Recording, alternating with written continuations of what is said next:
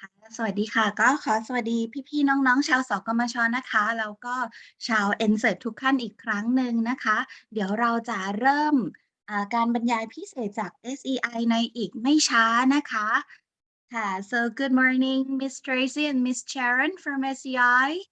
Okay, so we will start our training a special talk. Let's say, it's a special talk today, like really shortly. We are waiting for a couple of people more to join. So maybe could probably Miss Tracy or Miss Sharon, could you give some the people who are already here a little briefing of what the special talk today is going to be? Sure. So I'm Tracy Bills, also joining the session is Sharon Mudd, and we are both from the Software Engineering Institute, housed at Carnegie Mellon University in the US. Our team provides cybersecurity capacity building support in collaboration with US Department of State. And I believe we have Jared Neitzel from the Department of State and perhaps a representative or two from the US Embassy here in Bangkok joining us as well. I know we met a few of you last week, but perhaps not everyone. So I will just give a little overview of today's session. One of the areas that our team provides assistance with is developing national computer security incident response teams, especially those at the national level, but also those that are supporting specific critical infrastructure sectors. So today's session, we plan to talk a little bit about some of the components of the National Computer Security Incident Response Team, or CSIRT. But we know that this is a holiday for everyone, so we will take as little or as much time as you like to go through the slides that I have. But we really like to hear from all of you, especially those that are working on developing the national CSIRT here in Thailand. And feel free to ask questions at any time, use the raised hand function in Zoom or type in your question in the chat. And Sharon and I will be happy to pause and answer those at any time. We want this to be as interactive as possible. It's for you, so whatever you need. That would be perfect. Let me translate a little bit. นะคะก็วันนี้เนี่ยนะคะทางคุณ Tracy Bills แล้วก็คุณ Sharon นะคะจาก SEI นะคะ Software Engineering Institution เนี่ยเนาะก็จะมาบรรยายพิเศษนะคะในเรื่องของ Introduction to CERT นะคะซึ่งในที่นี้เนี่ยก็มีเจ้าหน้าที่จากสถานทูตเข้าร่วมกับเราด้วยนะคะแต่ว่าคุณ Tracy เนี่ยก็อยากจะให้ในวันนี้นะคะเป็นการบรรยายที่ interactive นะคะดังนั้นเนี่ยถ้าท่านใดมีคำถามนะคะหรืออยากที่จะถกเถียงในประเด็นใดนะคะก็ให้พิมพ์เข้ามาในแชทหรือว่ายกมือก็ได้นะคะเพื่อที่ว่าให้คุณ Tracy แล้วก็คุณ Sharon ให้ข้อมูลเพิ่มเติมเพื่อที่จะเป็นประโยชน์ที่สุดค่ะนะคะเดี๋ยวก่อนเราเริ่มอย่างเป็นทางการเนาะเดี๋ยวรอผู้ใหญ่นิดนึงนะคะเพื่อที่เราจะได้เปิดการประชุมเซสชันนี้อย่างเป็นทางการค่ะ so Miss Tracy, Miss Sharon, we are waiting for a couple of more people before we officially start this session. Okay. ค่ะนะคะ I'm aware that today is actually a holiday, but still a lot of people have joined this session because I believe that it is going to profit them a lot as well. Because it concerns directly to most people joining this session today. นะคะเดี๋ยวรอสักครู่นะคะเดี๋ยวรอท่านรองอมรมาเปิดแล้วก็กล่าวอะไรเล็กๆน้อยๆนะคะแล้วก็เราก็จะเริ่มเซสชันกันวันนี้ค่ะ. Do you also have PowerPoint presentation to show on screen? Yes, I can go ahead and share those to make sure everything's working. Right. Also, do you mind, could we go ahead and start introductions of everyone else while we wait for the remaining people? Of course, please. So if, and you may have to call out names since the order will change on my screen, but if everyone could just provide their name and their role in CSA, especially those that are supporting the cert. Of course. Okay, so right, I think the order on my screen is different as well, but let's see นะคะโอเคค่ะก็ในเมื่อวันนี้นะคะทางคุณชารันทางคุณเทรซี่แล้วก็ทีม SEI เนี่ยนะคะจะมาสื่อสารโดยตรงเนาะกับทีมสำนักปฏิบัติของเรานะคะเพราะฉะนั้นแล้วเนี่ยอยากจะให้แต่ละท่านนะคะที่ดูแลในเสิร์ชโดยตรงเนี่ยนะคะในระหว่างที่เรากำลังรอท่านรองอมรมาเปิดงานเนาะแนะนำตัวเล็กๆน้อยๆนะคะว่าณที่นี้มีชื่ออะไรบ้างแล้วก็ในความดูแลรับผิดชอบของพี่ๆมีอะไรบ้างนะคะเดี๋ยวจะรบกวนนิดนึงก่อนนะคะเดี๋ยวหนูลองขออนุญาตเปิดดูหน่อยว่ามีท่านใดมาแล้วค่ะพี่เอกเริ่มก่อนเลยไหมคะพอดีว่าเราออเดอร์ของsure Okay ครับ Hi everyone hi Sharon and my friend from US I'm a police colonel นักกิจกรมจันทร์ you can call me Andy I am a director of cyber operation office nice to meet you ไปต่อเลยนะหวังค่ะพี่เอกเรียกท่านต่อไปได้เลยค่ะว่าจะให้ท่านใดค่ะ Good morning everyone my name is Saktipong Simmunpiam I am head of the cyber security awareness thank you next please ท่านใดต่อดีค่ะ เชิญครับ Hello everyone Noppalat Suchinda head of cyber operation division I work offensive security CTI and research exploitation thank you ครับพี่จีเชิญครับ Hello my name is ธีรพลหนองว่าI am incident response team โอ้ครับพี่เอกพี่เด็กครับครับพี่เดียวเชิญครับพี่เดียวสวัสดีครับ My name is พีรพัฒน์สุขเกิดI work intelligent thank you ครับ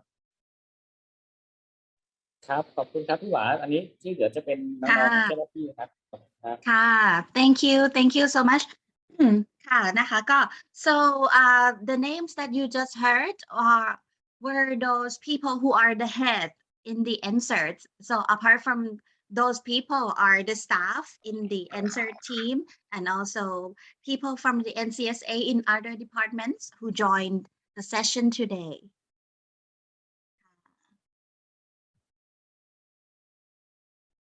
โอเคค่ะท่านรองอมรเข้ามาหรือยังเดี๋ยวนะคะเดี๋ยวขออนุญาตดูสักครู่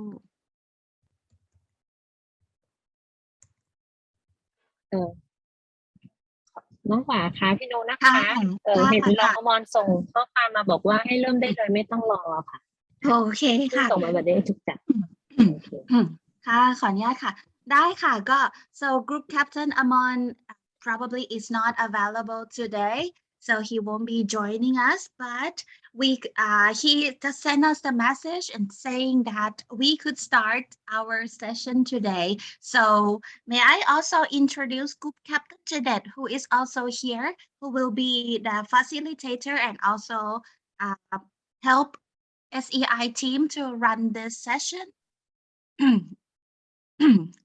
ค่ะพี่ Thank you Okay, Group Captain Jadet is also here with us too. So would you like to say a little bit before we start, Group Captain Jadet? Thank you so much. Good morning, Sharon, Tracy, and Nick, and all of you from NCSA. As Group Captain Amon said, this will be the first time that we come together and listen SEI representative talking about how to create the CERT team. It will be benefit to them because they even though we come together and work for the national CERT for a quite little bit of time, we still lack of the introduction for the CERT itself, especially from SEI. That is one of the best organization or institute that teach about the CERT. So today it will be benefit to us. So thank you so much for your support, and I hope that SCSA personnel will get benefit from this introduction course. Thank you so much. Thank you, Group Captain Jadet. And now let me pass the stage to SEI team and let's start the session today. Please welcome. Thank you. Will you need me to stop every once in a while for translation or just English? I don't think that will be a translation. Okay. Okay.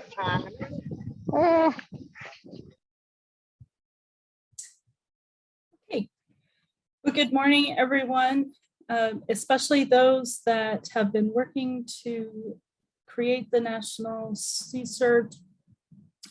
This group of slides is going to focus on some of the key components to a national CSRT. It's not going to cover everything or all of the skills that some of the different staff will need, but we hope that it will provide an initial overview.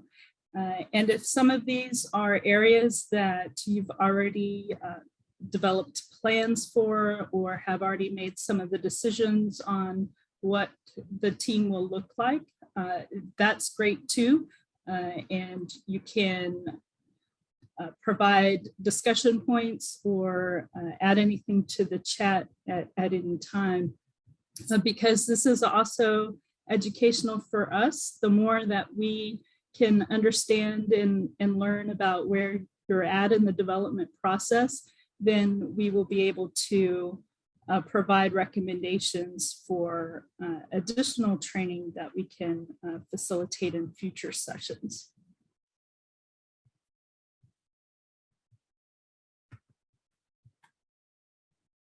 So we will go over some of the components of a CSRT, focusing mostly from the national CSRT perspective and some of the resources that are required for standing up a CSRT. So especially in that area, I would love to hear about where you're at in the process and what you have in place. I know we will have some sessions and discussions with some of you tomorrow as well.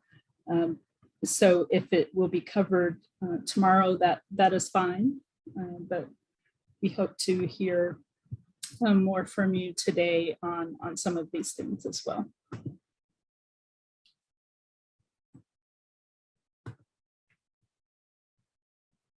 So we look at CSRT development in 5 stages, even though the diagram is showing that they are linear in nature. There are at different times a need to come back to different stages, and even once the CSRT is established and operational, it's always good to assess where you're at and make changes and improvements. So in stage 1, it's all about educating. For an organizational CSRT, like what you would see perhaps in a corporation. That stage tends to involve educating the different teams within that organization on what the CSRT is going to do and what support it can provide within the organization. In the sense of a national CSRT, it may be educating your constituents, those that you're going to provide the services to. So in the case of NCSA and the national CSRT, you've already identified that that's going to be a critical infrastructure organizations and operators. So developing a plan for how you're going to educate them on what the CSRT is going to provide to them is an important first step. It's also included in this step is educating yourselves. So sessions such as this one and looking at other national teams and seeing the process that they used or the current structure that they have and the services they're providing. But it's always important to remember that you must tailor that for your country and those that you're providing services to. It's good to look at lessons learned, but it's usually impossible to copy something exactly because it won't meet all of your needs. So once the education stage has been completed, you move into planning. So developing a plan for how you're going to stand up the CSRT and then moving on to implementing that plan, which is where I know it may seem like you are in parts of each of these stages at the moment because you're still doing some education and you've already started a lot of the planning and some of the initial implementation. And that's great. Where we want to get at is where everything that you've identified that you want to initially provide to be in the operational phase. And then even once you're operational, you want to evaluate so that you can improve. And we'll talk a little bit about adding on additional services or activities later as well. It doesn't mean that you have to implement everything at once. Sometimes that's based on budget and resources that are available where you start at, but having a plan for expanding later and then the evaluation can also drive improving what you already have.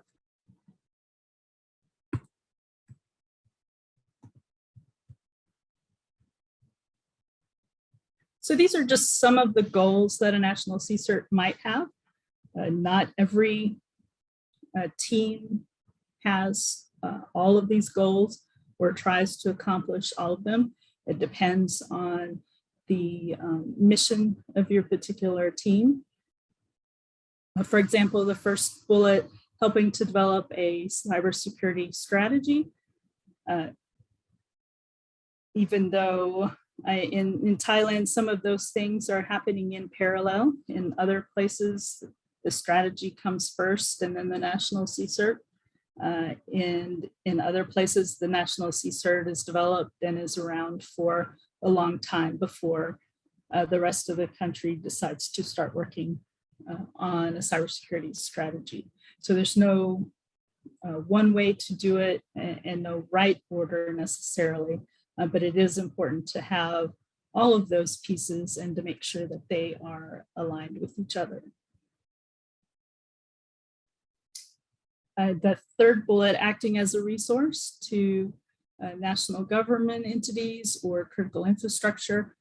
That's already an area that you've identified that the national CSRT will be responsible for.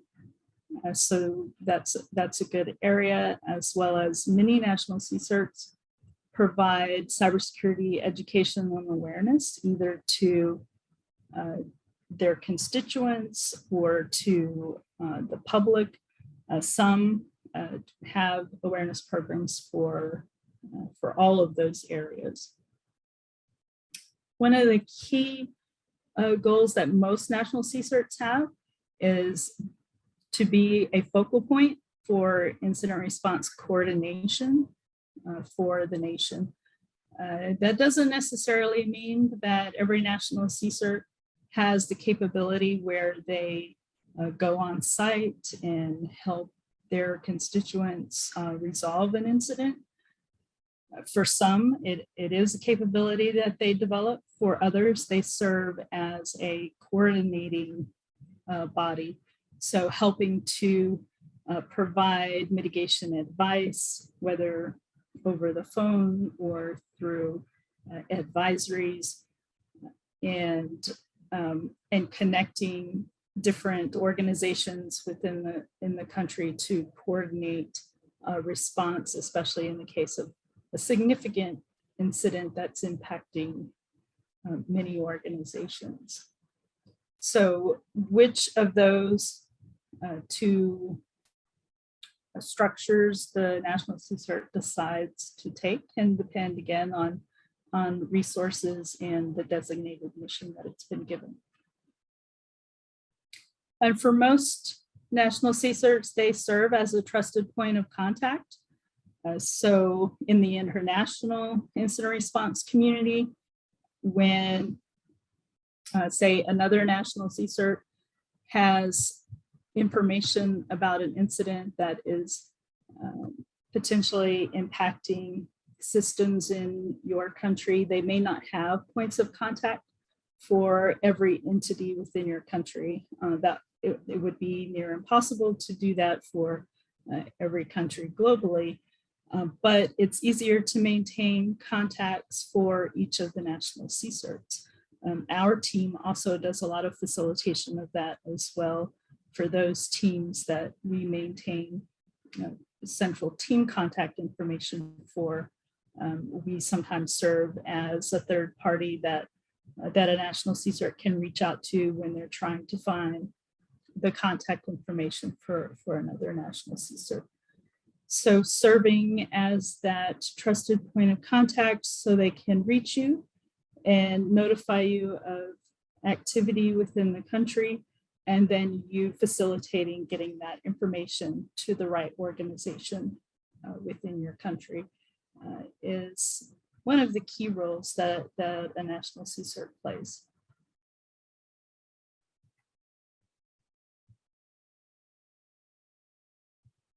And I do have a little bit of difficulty seeing the chat since I am not in my home office with separate monitors. So if there's a question at any time, Sharon, I'll let you chime in with those. I'm keeping up with it. Thanks. So some of the elements of an effective CSRT: having an operational framework. And for most of these, we will talk about them a little bit more. Having a service and policy framework. So there are certain policies to develop, and that also some of those impact your operations as well. Having quality assurance practices, and being adaptable and flexible is probably the number one element of a national CSRT, since the nature of cyber threats and incidents is continuously evolving. So one of the first steps is building your vision. These are many of the components that we will talk about today. And as you see, each one plays an important role in the structure of your national CSRT. So we'll talk about mission, constituency, resources, services, and organizational models today. So it's important to document your vision.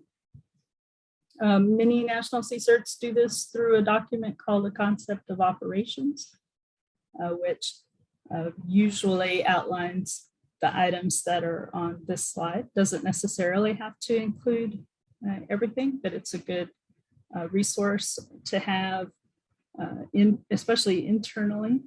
So all of the CSRT team members are aware of the vision and how the team is going to operate. We'll talk about constituencies and services and some of the items on this list today. But these are many of the things that are good to include in the Concept of Operations document. Some of the items towards the end, like your incident reporting guidelines, and some of those items we know are currently being worked on as part of the National Cyber Incident Response Plan. And so once that is, the draft of that is complete and approved, the National CSRT will have an important role in implementing and following that. And so this portion of your Concept of Operations will probably reflect what's in the insert, and then there might be some additional items that you would include. Many national CSRTs then develop standard operating procedures or playbooks for the specific steps that they plan to take during certain types of incidents. But in this portion, it's focused more on kind of the high level criteria that's required and some of the general workflow items.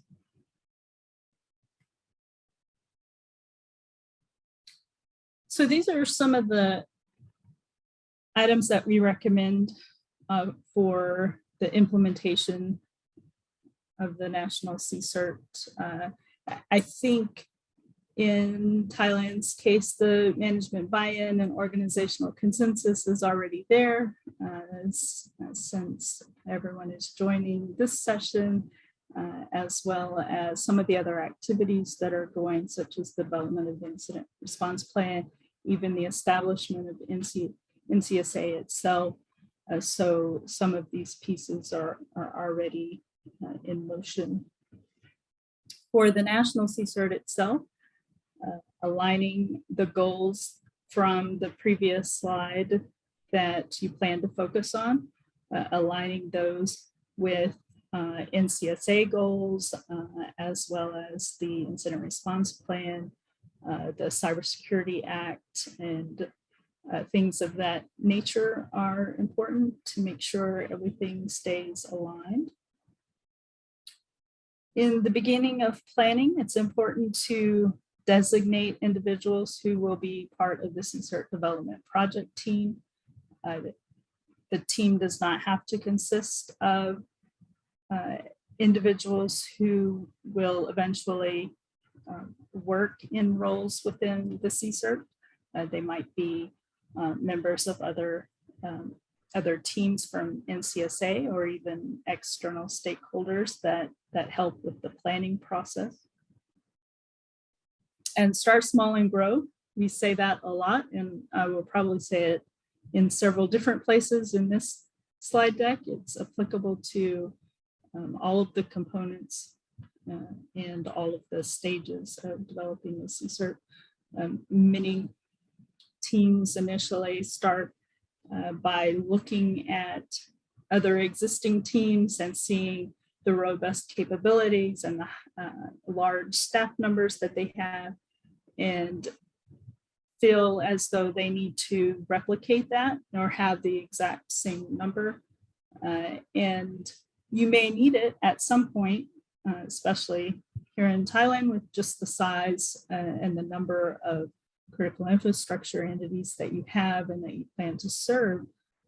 Yes, eventually you will probably need a large team and you may provide a lot of different services, but the key is to start small and then grow. So get really good at the initial things that you implement and then expand out based on the needs of the constituents. And for some, as they're doing the planning, they have resources that already exist. So I know there are some aspects of that NCSA is leveraging some existing resources from other locations, whether that's staff or equipment. So identifying what is available and how you're going to use it are great first steps as well.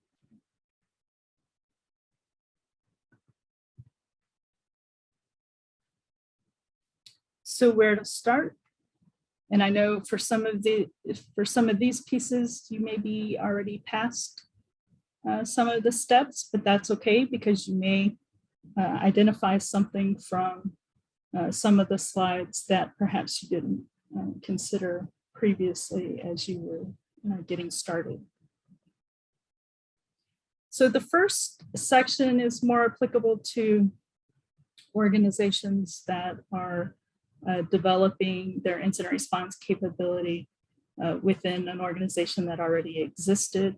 So looking at what expertise already exists in the organization, what processes already exist, such as IT processes or some other security related processes that can be leveraged and then built upon for the incident response team.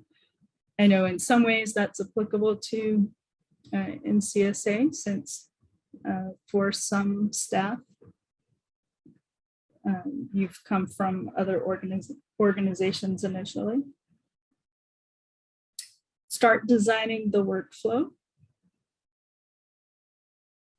I know with the incident response plan, we'll drive some of these things, but in the meantime, having some initial workflow for incident response is helpful for the existing National CSRT staff, and that can always be updated and modified once the incident response plan is approved.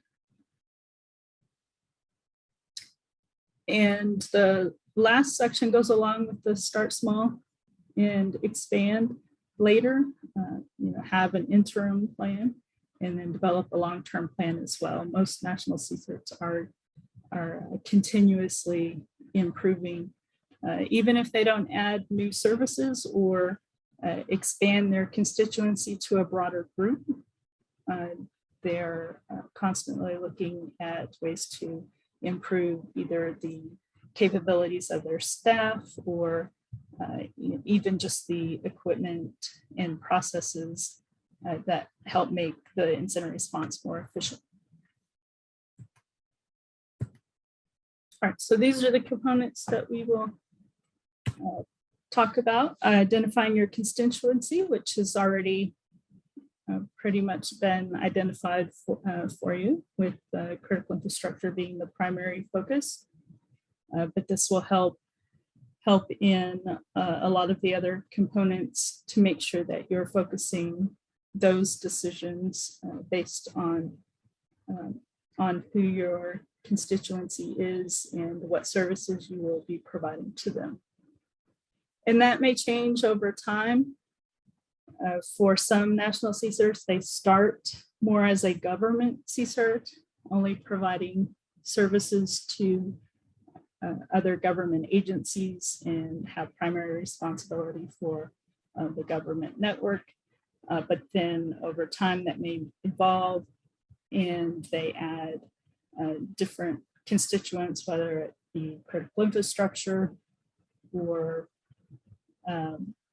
additional services for the citizens and things of that nature.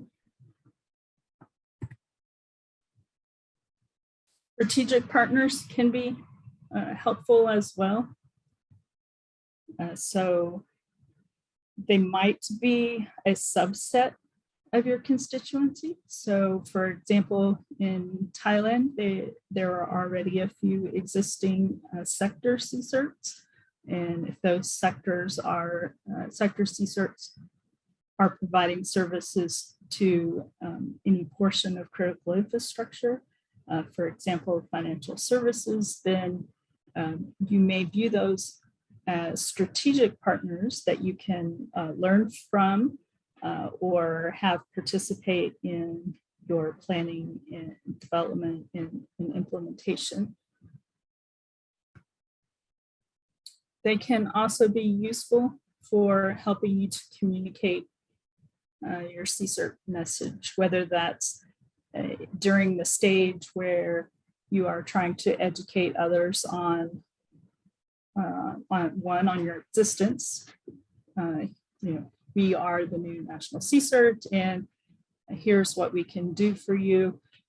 Those strategic partners can help relay those messages to members of their sector as well. And they can also help convey the importance of why a national CSRF is needed.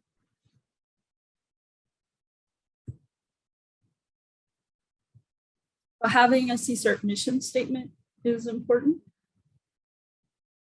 Many, if not all, national CSRFs complete the form called RFC 2350, and it'll provide fields for you to complete what your mission is, who are your constituents, whether it's government, critical infrastructure, private sector, and it also has fields for contact information for the team and some of the services that you provide.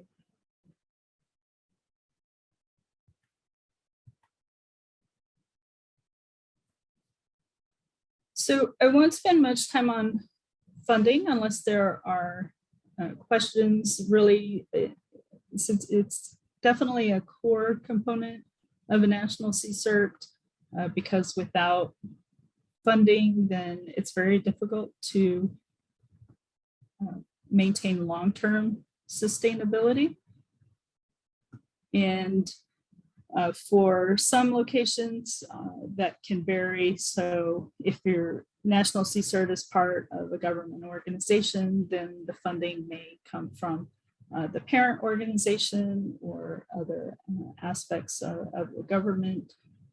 For some, which is probably more common with sector CSRFs, but they may have services that are provided for a fee, or you pay to be a member of that sector, and the membership fees are what cover the expenses of maintaining the CSRF.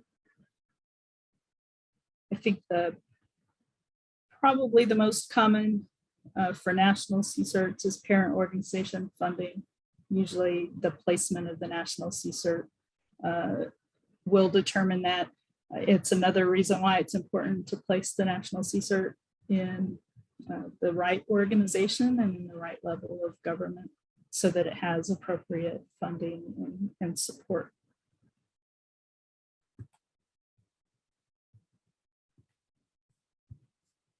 All right, so services, I've mentioned services a few times now. Talk for a moment about what we mean by services. This diagram is from the Forum of Incident Response and Security Teams, or FIRST, which is a national or an international organization that brings together incident response teams from around the world. One of the special interest groups within FIRST has developed the Csr Services Framework, which this diagram represents. There's also a separate one that has been published for P-certs or product certs. So those are entities like Cisco and organizations that create products, basically. And their services are slightly different because they're going to be heavily focused on the vulnerability coordination process for those products. But for national CSRF, suggest leveraging the Csr Services Framework. It has around the circle, you'll see it has kind of 5 buckets of services, and then within each one of those are functional areas. And if we have time at the end, I'll bring up the document that provides a description of each of these. But again, as we said at the beginning, start small and expand. So there's not a single national CSIRT that provides every single one of these services. Instead, that's just too many, and it's also sometimes not aligned with their mission or what their constituents need. It's important to look at your constituents and what are they already doing for themselves? What are they already capable of, or where are they getting services from other places?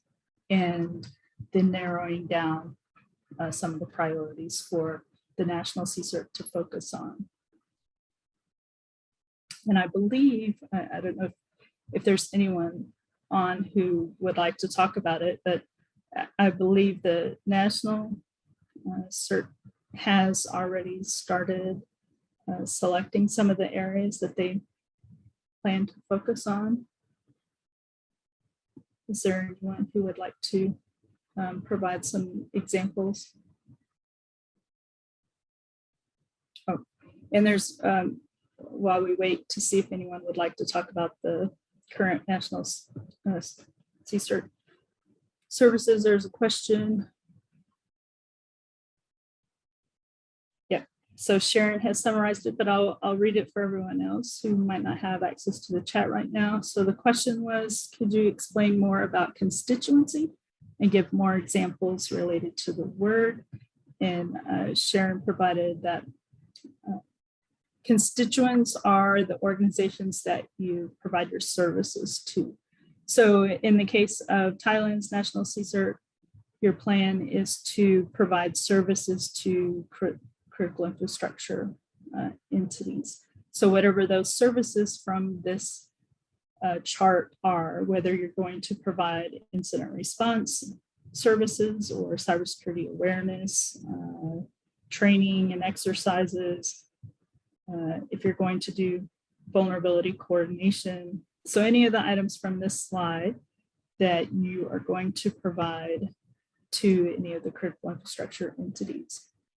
Whereas when we use the term stakeholder, as we did on the previous slide, those are organizations or entities that you may partner with or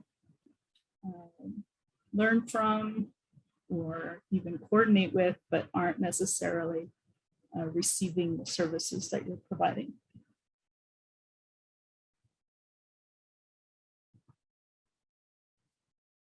So perhaps an example for Thailand would be, I believe the current plan is not for the national CSIRT to provide the monitoring and incident response for the government networks. That will be a separate entity. So they might be a stakeholder though, because the need for you to collaborate with them and to learn from each other will be important. And you'll also need to coordinate in the event of a national incident.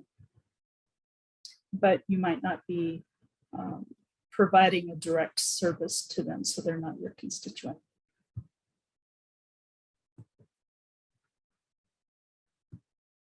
Does that help clarify? And I also dropped a clarification between stakeholders and constituents in the chat as well, if that's more useful or additionally useful. Thank you.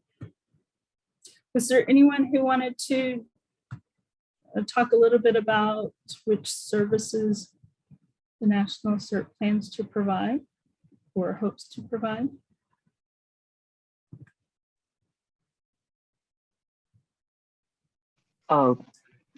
Good morning, Tracy and Sharon and NCSA colleagues.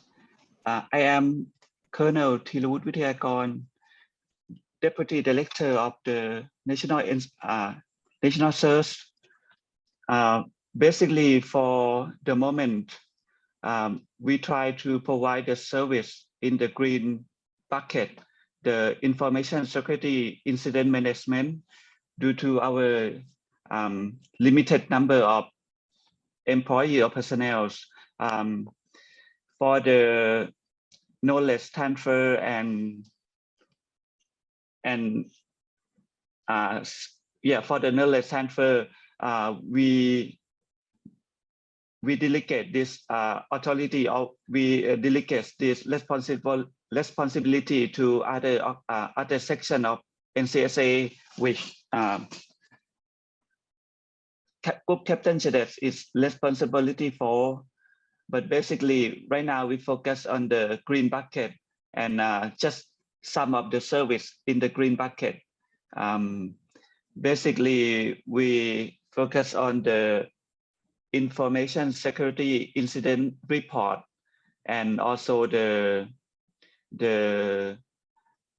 analysis, and then some of the mitigation method for the organization that the incident occur.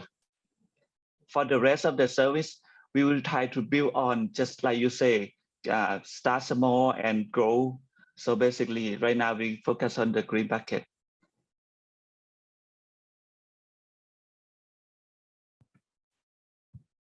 That's helpful to us to know, and that's also a really good approach. For a long time, there were many who also defined an incident response team, whether it's a national incident response team or organizational or other type, as having to have at a minimum the incident response as the service. So kind of the overarching green bucket. There are others, including, so there are many even within our organization that still follow that definition. For our team, after having worked with many different locations internationally, we are steering away from that a little bit because we've seen successful examples where they didn't have the resources or expertise to start with incident response. And so instead, the national team started with awareness building. They developed similar to your, and forgive me if I forget what he was called, but your mascot that you have in the NCSA, your Cyberman. So they developed kind of a similar mascot and animated character that they used, and started to develop awareness materials for citizens and for government organizations. Through that, it helped build trust, and it helped educate others on what the National CSRT was and what it was hoping to do for them. And so then people became more aware of who they could reach out to when they had questions. And so from there, they started to add on some of their incident response capabilities. And so that's one reason why we say, what works for one doesn't work for everyone. But this is, we look at this as the large menu of options, and you have to select them based on your mission, the needs of your constituents, your resources. All of the components that we talk about today can have an impact on what you select for your services. If we were to categorize some of them, most commonly you'll think of reactive services. So there are some of the services listed in the previous graphic that we would consider reactive. And then there are those that are more proactive. So getting the information, getting information out before something actually happens is ideal, but we know that most teams start with their reactive services. And then what we would consider quality management services are some of the those remaining categories, such as awareness building, developing security policies, providing training to others, or even within the national CSRF to help build its capacity. All right. And I think we've probably said most of these, but these are definitely the key reminders when you're trying to either select services or when you're considering adding on. And I see a hand raised.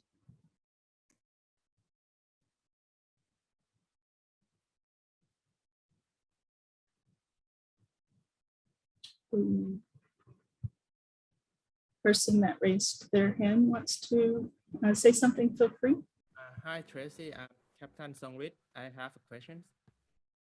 Okay. Would you consider risk assessment be part of the cert? Access management? Sharon, want to take that one? Risk assessment. Oh, risk assessment, my favorite subject. It can be, absolutely.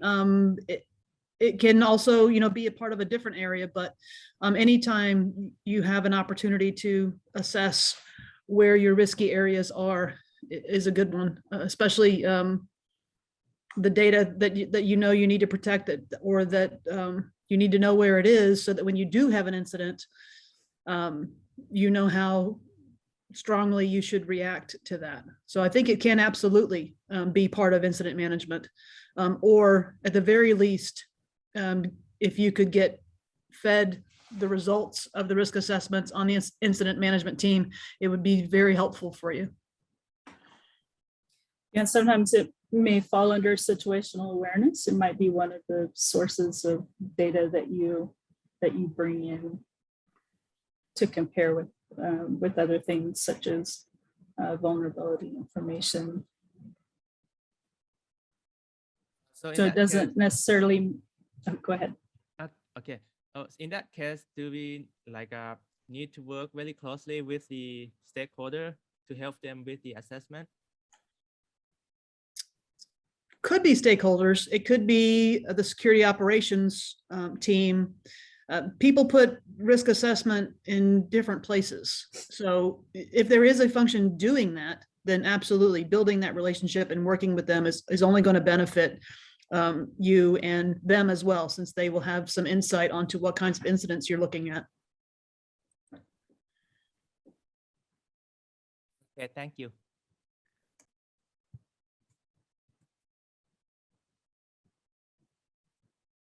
And I think I said this earlier, but making sure that you provide services that your constituents actually need. For example, there have been some teams when they started out that selected the services they were going to provide without doing any analysis of what those that were going to receive the services were either already doing on their own or getting through their parent organization. And so then it just becomes a duplication of effort. For example, if you're providing alerts, then that you may not need to if it's coming from somewhere else. You could spend your resources and time on something else, or perhaps a larger situational awareness picture. So those are things to keep in mind as well. And I think we already talked about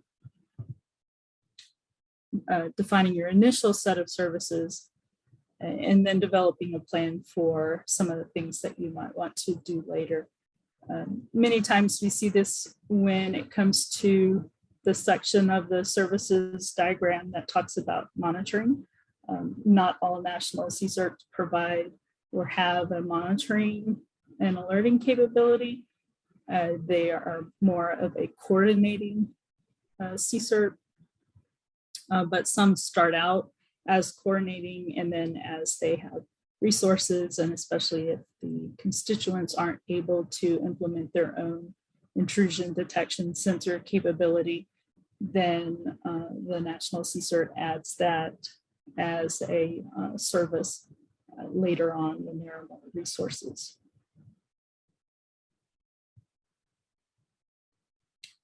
Expertise can also play into some of the reasons for the services that you select. As you mentioned, focusing on the green bucket for information security and incident management functions. Perhaps you have more staff at the moment who are skilled or who can gain skills in that area than in some of the more complex services at the moment. So as either existing staff are trained in other areas or you're able to bring on new staff, you can look for staff with some of those other capabilities as you grow.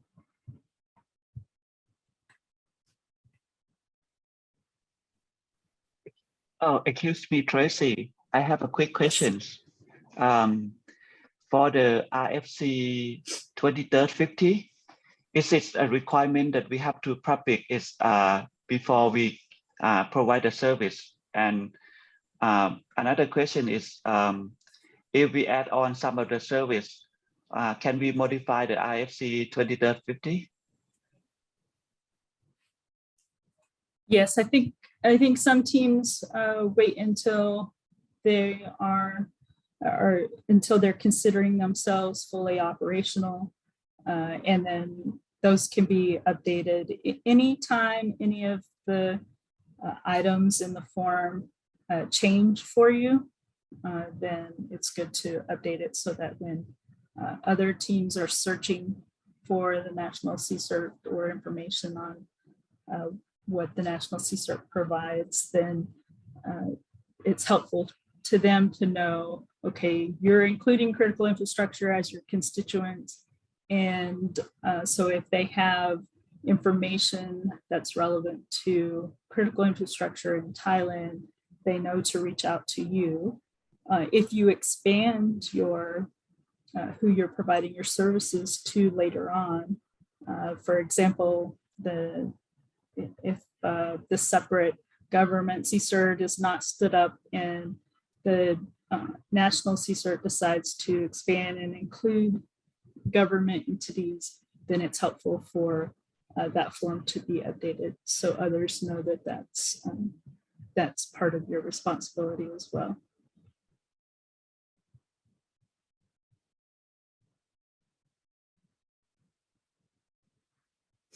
Some of the models on,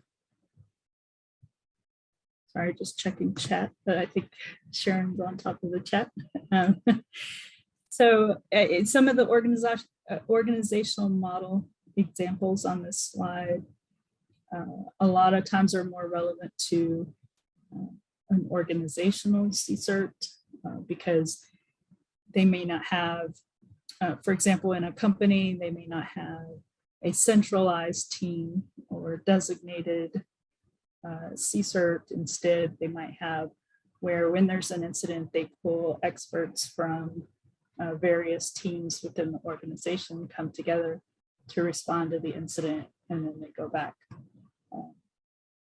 But there are options in the sense of a national CSRF.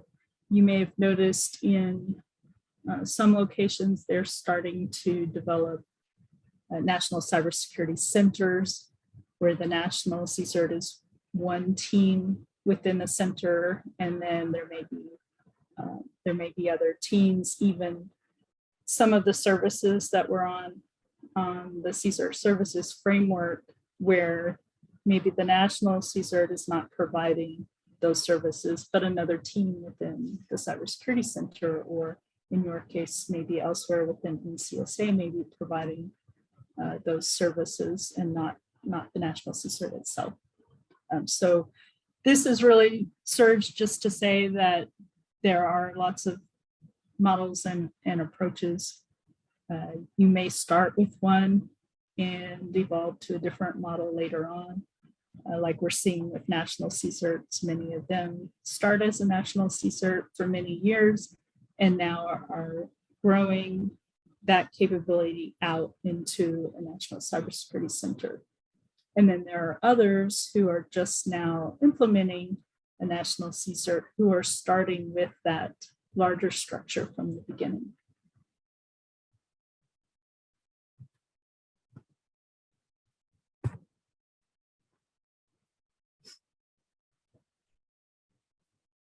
So I think some of these questions that are part of initial planning have already been answered by NCSA and others.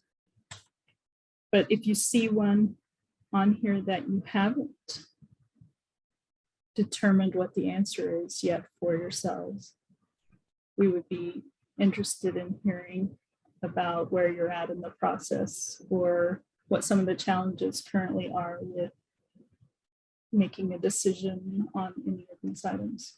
Hey, Tracy. Mm-hmm. If you could go back to the organizational model, I think there's a question about doing a little more explanation on that. Sure. Let's see, that's the question.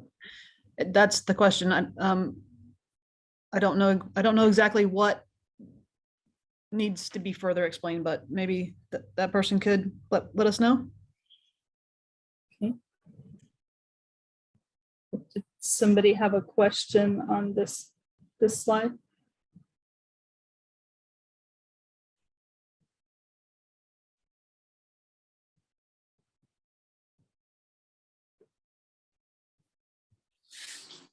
Yes, we have question on this slide.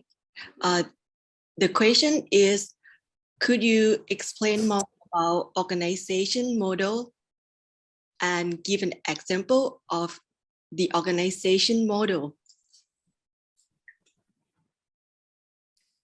So when we say organizational model, it just means how the team is set up or how incident response is going to occur is another way to look at it as well. So in the middle here, you'll see 5 different examples of models. And some of these aren't necessarily applicable to national CSIRTs.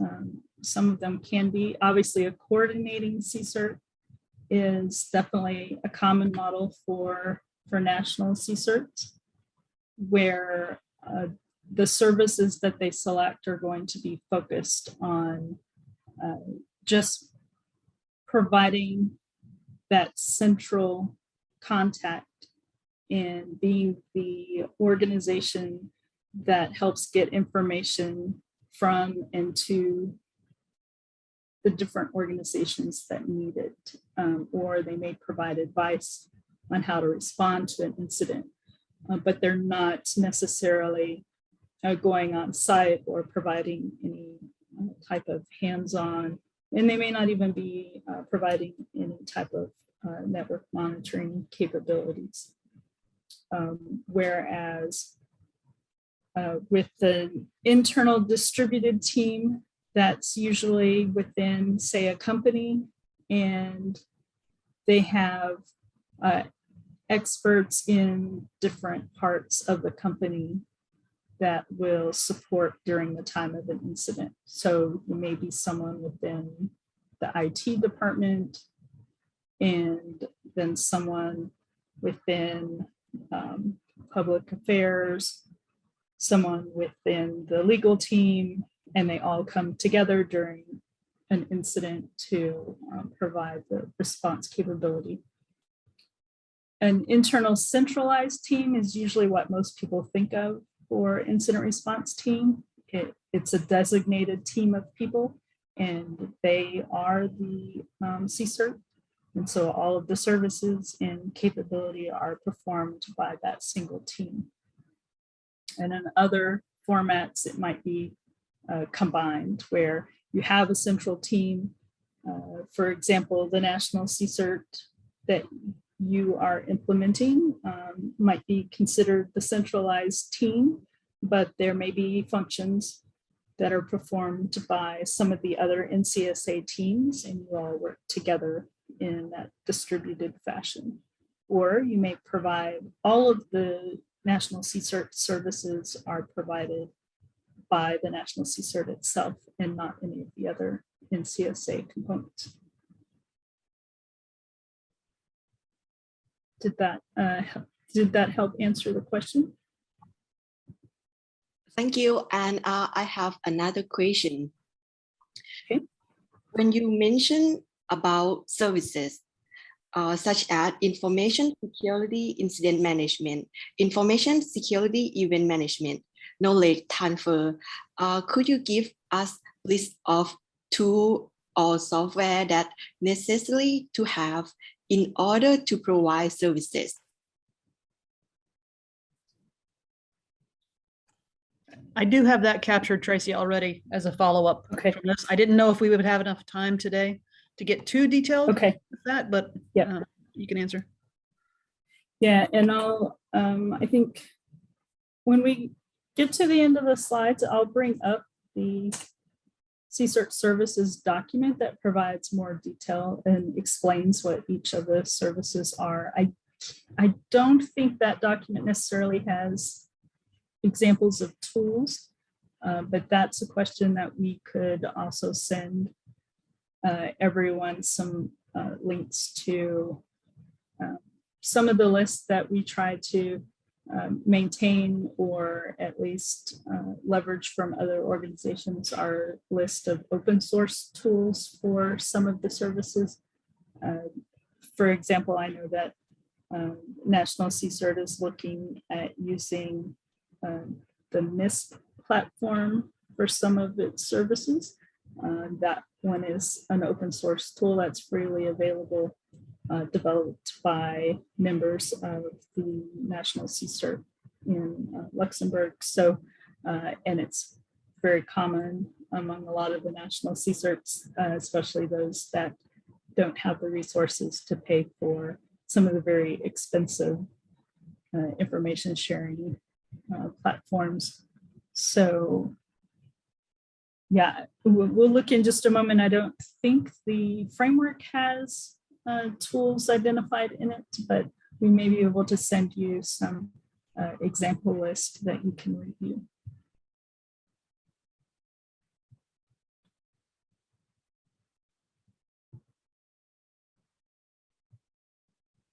Yep, thanks for adding the link, Captain, to that. And I have the document open. You can take a look at it at the end.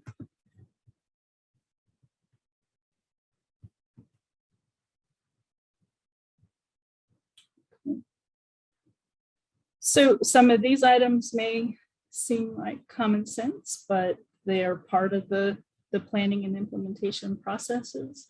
So deciding what the operating hours are going to be for the CSRT. I think this is actually one of the fields in the RFC document as well, because it's helpful for others to know what your operating hours are, so they can reach out to you, or so they know when they could perhaps anticipate a response from you. Starting small and expanding also ties into operating hours as well. Many small teams start out with just normal business hours, with perhaps rotating responsibility of someone being on call if there's a significant incident, and then gradually moving to 24 hours, 7 days a week as they add resources, or if the need determines. I know there are some smaller locations that they will probably never go to 24/7 coverage, just because the team will always remain small, and their number of constituents they're providing services to is not a large number.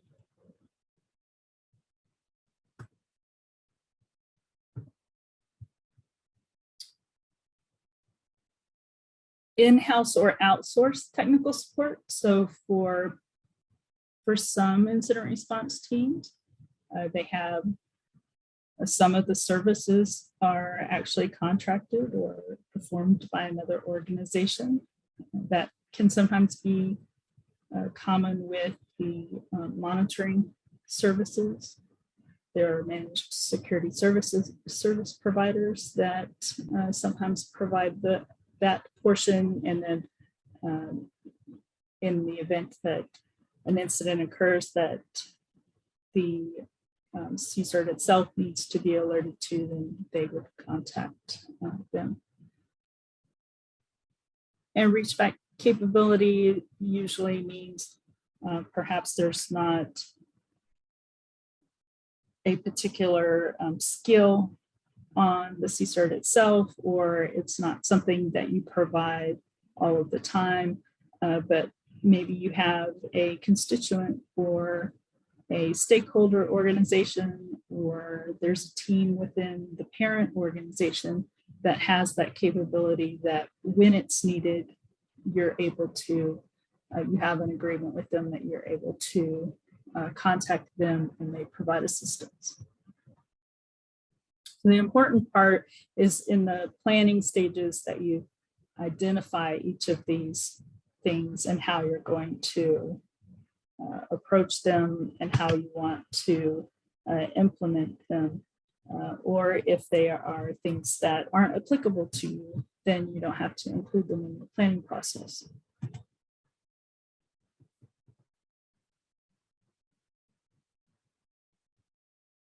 So reporting, I know, I think some of you have participated. Just a moment, I have the, okay, my menu bar is covering part of my slide. So the reporting structure for the national team, some of that may be provided to you, like in the National Cyber Incident Response Plan may identify who the national CSRT is going to report to and who's going to provide incident reporting into the national CSRT. Some of these have been already answered. So NCSA is hosting the national CSRT. You have at least an initial physical location. But I think from the conversations last week that there's the potential that that could change over time. So those are things to factor into your plans as well. And do you have a broad constituency, which I would consider all of the critical infrastructure entities to be a rather broad set for the national CSRT.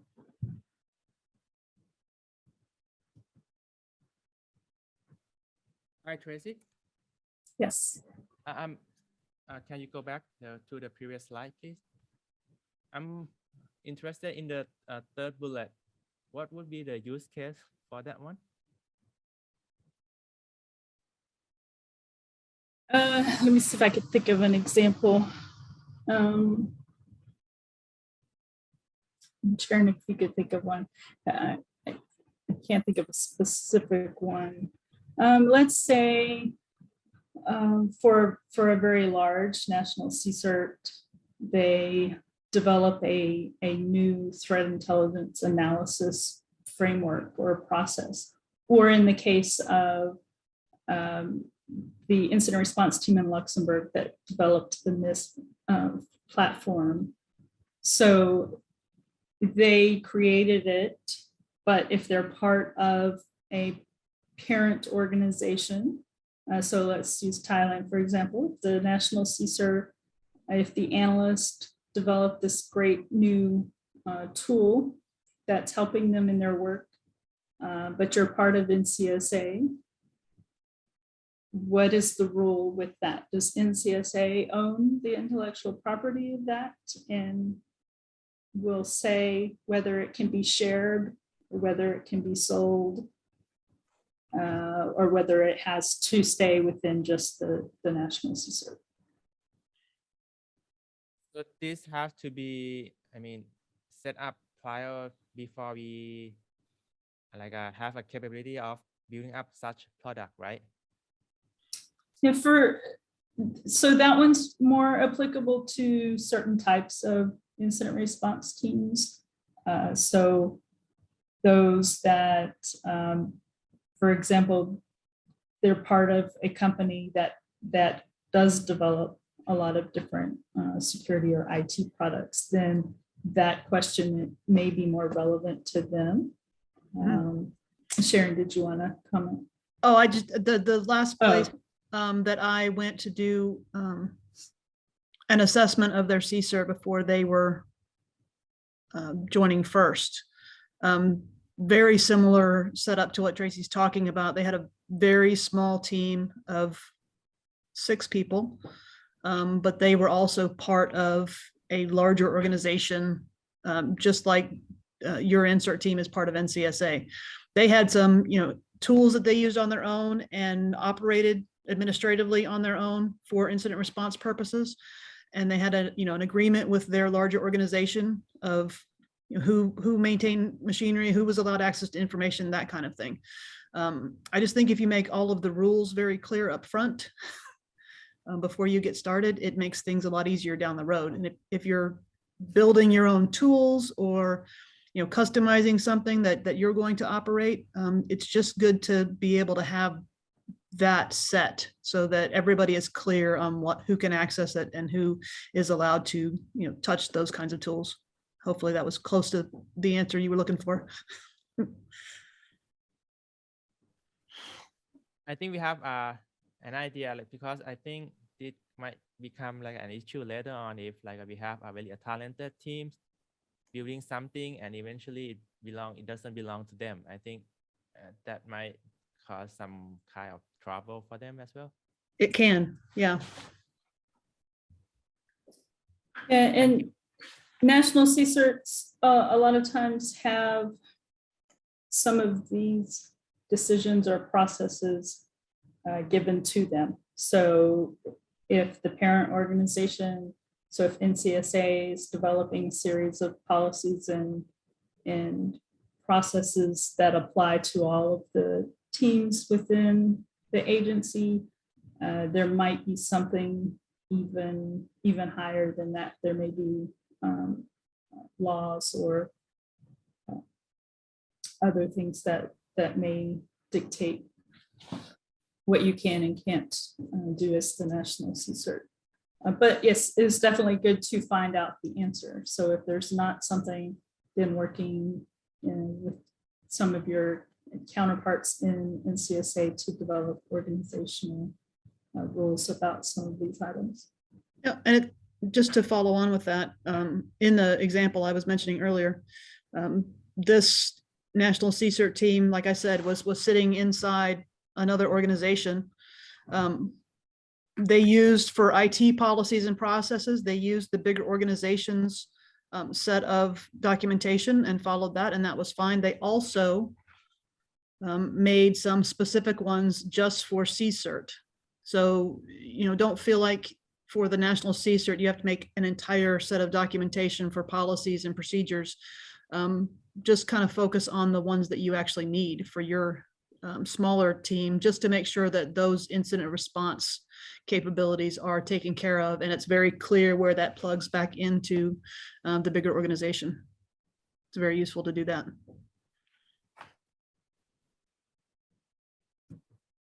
Thank you. We will keep that in mind.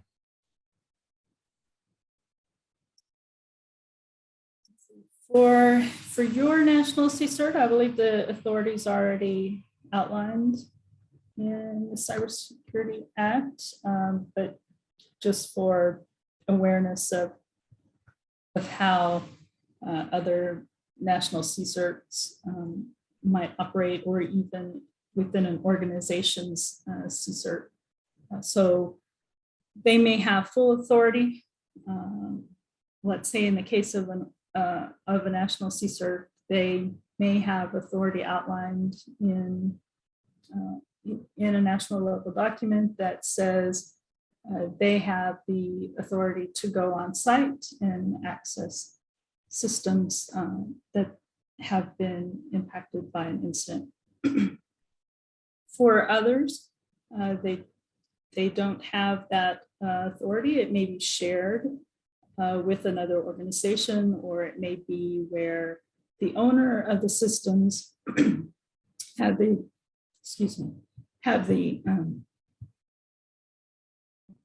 they may have the authority and access to the systems to collect the data from it and then share it with the National CSRT, and the National CSRT has the authority to then analyze it and make recommendations or take action. And then there are some national CSRTs that have no authority at all. All they can do is ask. So, we suspect you have this incident.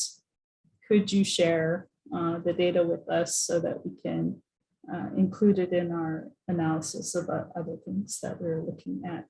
But they can't make the owner of the system do anything that they say, and they can only make recommendations for mitigating an incident. And that's not a bad thing necessarily. It's always nice to have authority, but if you don't have that agreement or that authority, that's where building really solid relationships and gaining that trust is really helpful. And I think for your national CSRT, the plan is that there will be some, as far as incident reporting, it will be outlined as a requirement. But if you haven't thought about things such as being able to access the systems themselves, or having the information from them reported or shared with the National CSRT, that may be something that needs to be expanded on, if nothing else for clarification, so that all of the constituents know what they can and can't do, or what they are required to do, and then so that the National CSRT knows what it can do as well.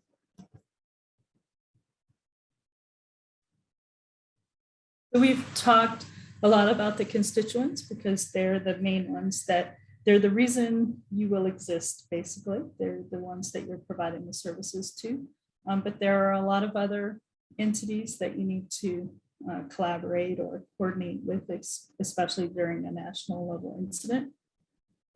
And those vary depending on what type of services you're providing and what other types of organizations exist in your community. So those might be additional CSRTs, such as the sector CSRTs. You may have a coordinating role with law enforcement. So for certain types of incidents, you may need to then share that information with law enforcement, or they may even take over the response actions for it. In some locations, the internet service providers are an important entity to collaborate with. In some locations, the National CSRT and some of the government-owned ISPs are all part of the same parent organization. So then it becomes sometimes easier for them to collaborate with the ISPs just because they're all in the same larger organization. Whereas others, if they are mostly private sector, then it may be a little bit more challenging, but developing those relationships can help in the times of a crisis. Within your organization, so within NCSA, there may be other departments that aren't necessarily members of the National CSRT, but they're part of the larger organization, and there may be times that you need to collaborate with them as well, especially during critical incidents. You may need to work with public relations to provide information to the press. If, unfortunately, let's say an NCSA system is the one that's compromised, then the National CSRT may not necessarily be the one to repair it or respond to it. You may need to work with NCSA's IT department to do that. And sometimes in the case of human resources, if there's an internal issue that occurred or something that a staff member's actions is what resulted in the incident, then there may be human resources processes that you have to follow for those. The key point is just to identify all of the different organizations and stakeholders that you may need to or want to develop collaborative relationships with. It's much easier to do that during just normal operating times, and then you have those relationships and points of contact so that when there is a significant incident, you already know who to contact. So resources, this is the area that all teams, no matter what country, struggle with, usually with finding enough qualified staff or retaining staff. There seems to constantly be a shortage when it comes to incident response staff. But one of the things that we've captured in some of our lessons learned and best practices, a lot of organizations focus on the technical skills when recruiting or looking for staff to hire, which obviously are needed for most roles, but also looking at some of the other areas that many refer to as soft skills. So communication skills, what is that role going to be required to do? Will they need to write reports? Will they need to present? Are they taking calls and coordinating with the different constituents? Those are important skills just as well as your incident response skills are. And not everybody likes to do some of those aspects of the task, but an incident response team needs all of them.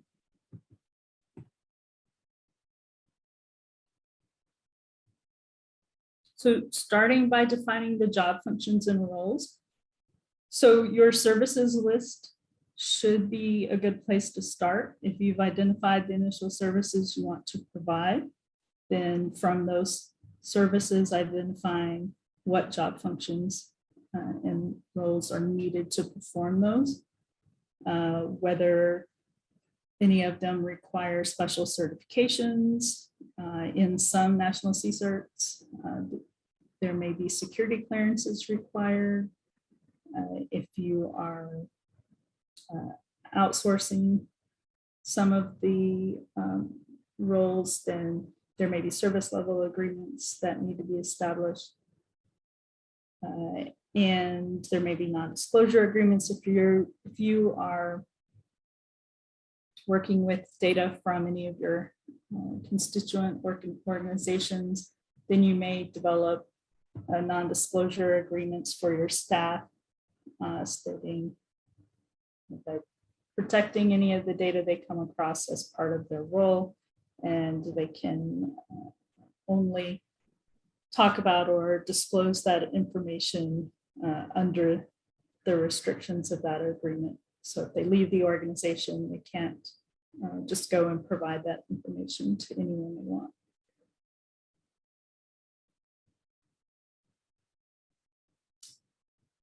One of the requirements that we'll probably talk about for those that are joining tomorrow's sessions, we'll talk about first some more, but if there's time, we can answer questions during this session as well about it. But one of the items on the assessment for membership to first is whether there's professional development,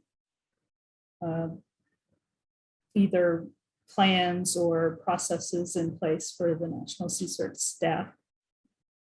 So for roles that require extensive technical skills, you might not be able to find enough staff that already have everything. So hiring at different levels, so having some people that are coming in at more of a beginner level, and then having some that are intermediate and advanced, and developing your own internal training process so that those junior staff can be trained over time and learn from the senior staff so that they can progress is a great way to get started. You can't always find enough of the senior roles, and you can't always afford to pay to fill all of the roles with senior people. It's good to have a mixture, and so those are some of the approaches that you can take with that.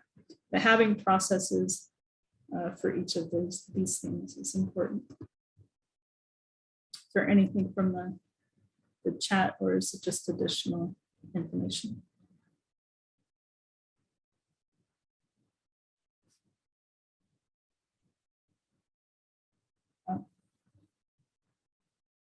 Talking about incident tickets, so okay. I think Sharon has answered that one already. Sorry, I got a little wordy in one of those responses, but I think it's good information.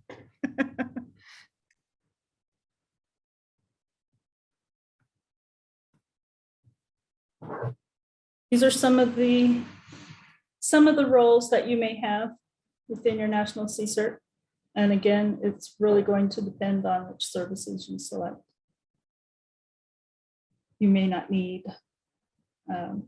forensics analysts or vulnerability handlers if you're not providing services in those areas initially, or you may have partner organizations that have those capabilities that you can coordinate with, and they can provide assistance in those areas. But if you're focusing on some of the incident management services, then probably those first couple will be important, learning how to triage and having a central phone hotline and email that people can contact, and then those who are going to analyze the incident reports that come in will probably be your primary initial focus. And the extended staff column, these may not necessarily be staff within the National CSRT. They might be elsewhere within NCSA that provides support to the National CSRT, for example, for your website, for publishing alerts and advisories that go along with the services you're providing. In larger organizations, they have staff that help with the writing. So even though the incident handlers or the incident analyst may initially draft, they may have technical writers that then review and make sure that it's in an appropriate format for however you disseminate.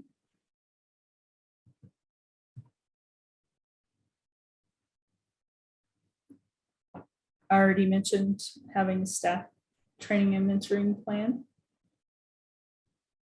Everything, as you'll notice, ties back into the services though. There's no need to include on a staff training plan that they learn a particular area if it's not a service that you plan to provide.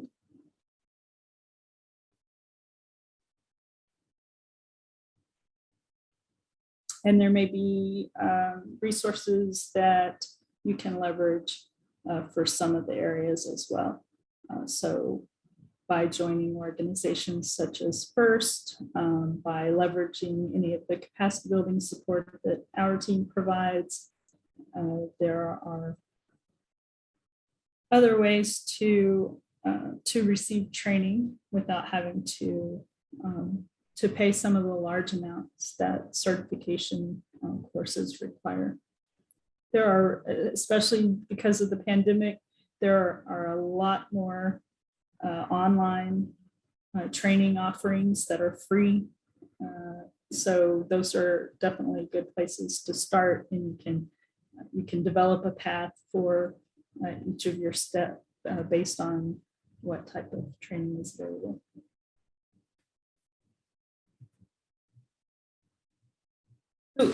Infrastructure.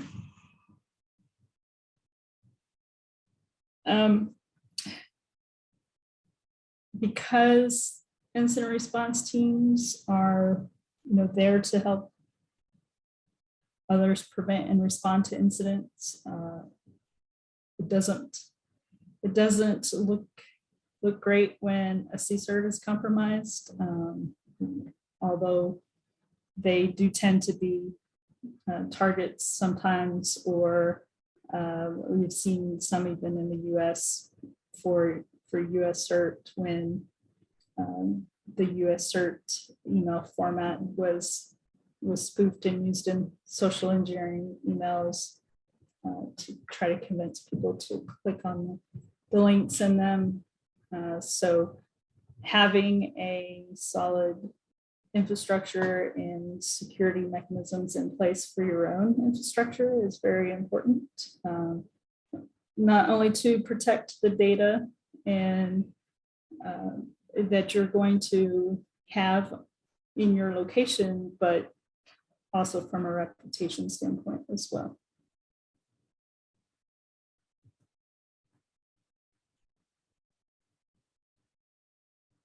Sometimes the physical location of the CSRT is important.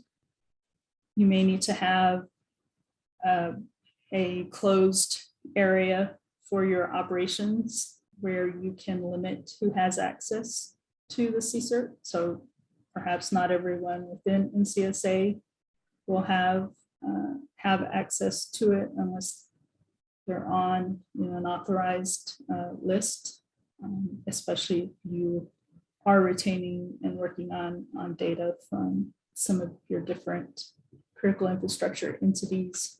Then you have to define who all within the organization actually needs to have access to it. If you do provide some of those additional services that require lab space or a separate network for you to test things such as intrusion detection sensor signatures without it being on your actual operational network, then planning for those and how they're going to be set up are important things to design and work through as part of the planning process.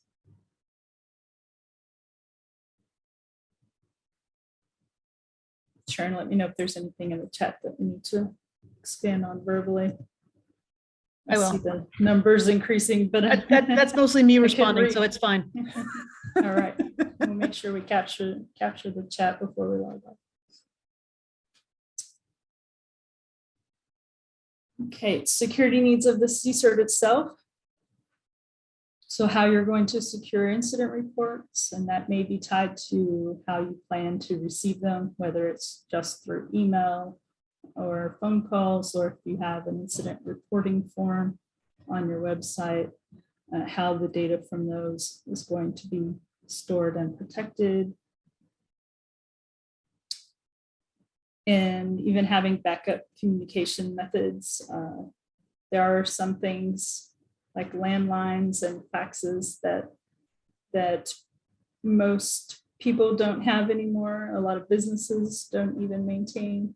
But for an incident response team, having multiple types of communication mechanisms are important so that if anything goes down, such as when there's some sort of natural disaster or some significant incident that takes down anything connected to the internet, you still need to have ways to communicate with your constituents and other government entities.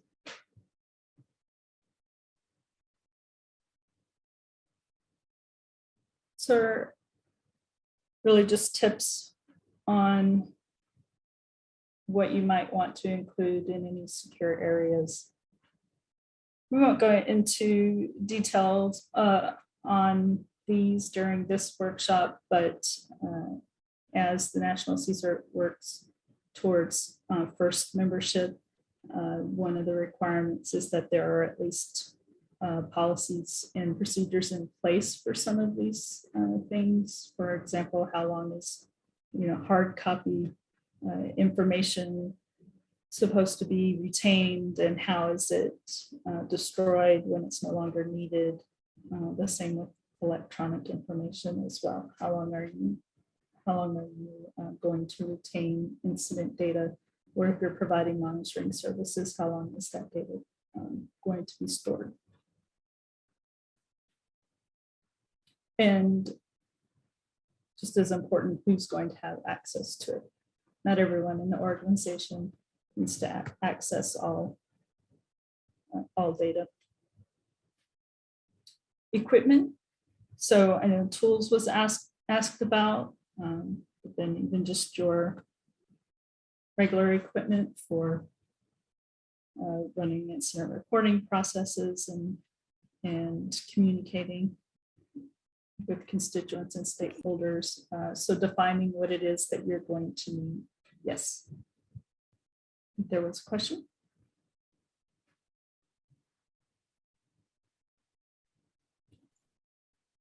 I didn't see one. Okay. I just saw someone unmute, so I wasn't sure. And as we've seen, so this slide in the past was, not relevant to many people. And now I think it's relevant to just about every organization, including national CSRFs, because of the pandemic. There are still some national CSRFs that are working from home. So having the processes in place for still accessing data that you need, how you're going to protect the equipment at home. Sharon, did you have a comment? I just wanted to call to mind for you one question that came in that I thought you might be better able to answer than me. The question was essentially, if you don't have qualified staff and you can't find them, are there any current guidelines or frameworks out there to help kind of educate and build that skill set kind of on your own?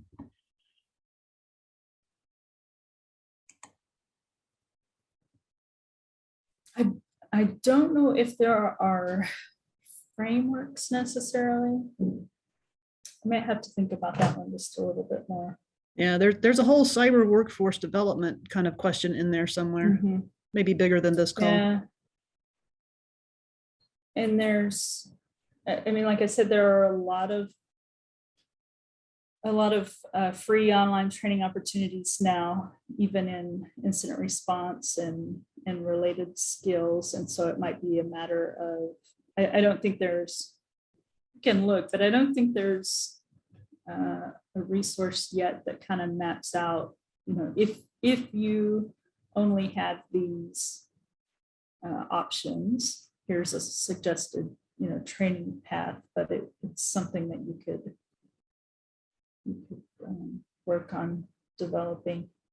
Is the concern more not being able to hire staff that already have all of the skills, and so hiring some that say maybe are recent graduates from university who maybe they have IT training or network experience, but perhaps not incident response experience. So developing a plan to train them to fill in some of the hiring gaps. Is that what you're thinking?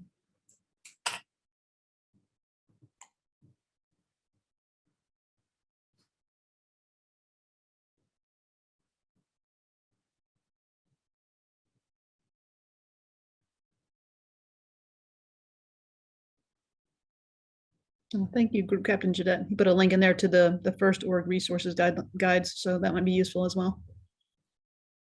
Yeah, I haven't looked at that one in a while, so I don't know if it has a lot of up-to-date info or not. Gotcha. Take a look. I'll take a look. I'm not going to try and pronounce your name, but did that answer your question?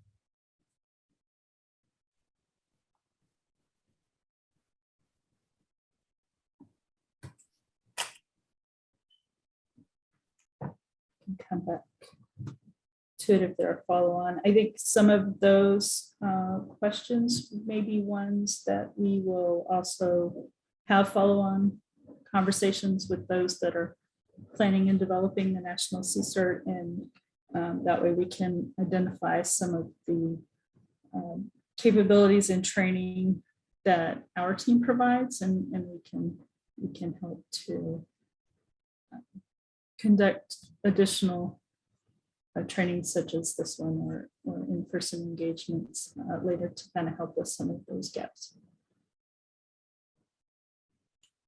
So this one's on the systems and things of that nature. Again, so these are just things to kind of keep on your checklist of making sure you determine how you're going to handle some of your services as far as equipment, what equipment and network services. So not services as an incident response services, but more of your computer systems and other equipment, how you're going to be able to conduct your business.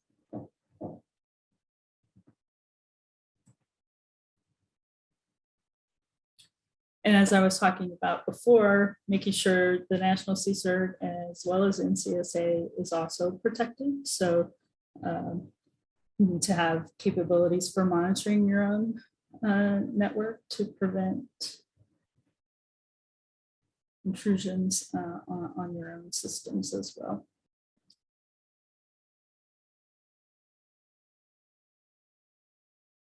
The last, I think the last couple of slides, or we're getting close to the last couple, talk about some of the non-cyber related things to make sure that you have plans and processes in place for as well.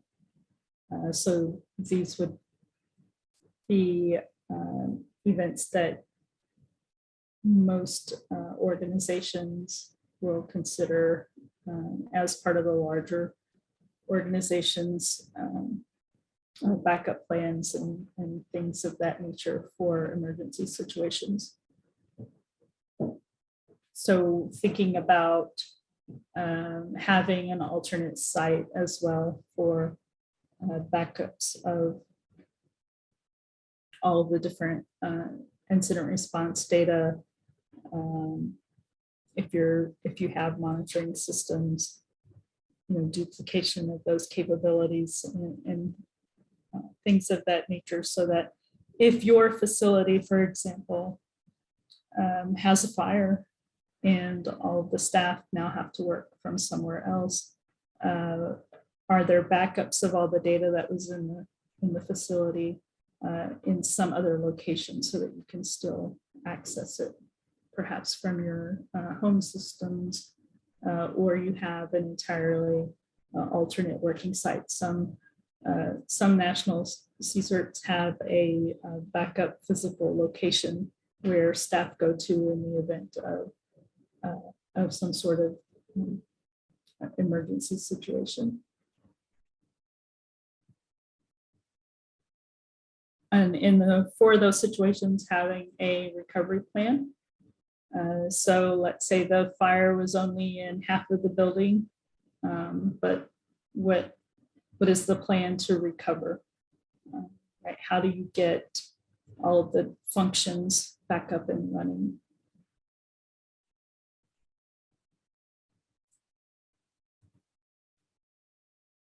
And so those were the high-level components of National CSIRT. Some of the initial things to include in your education, your planning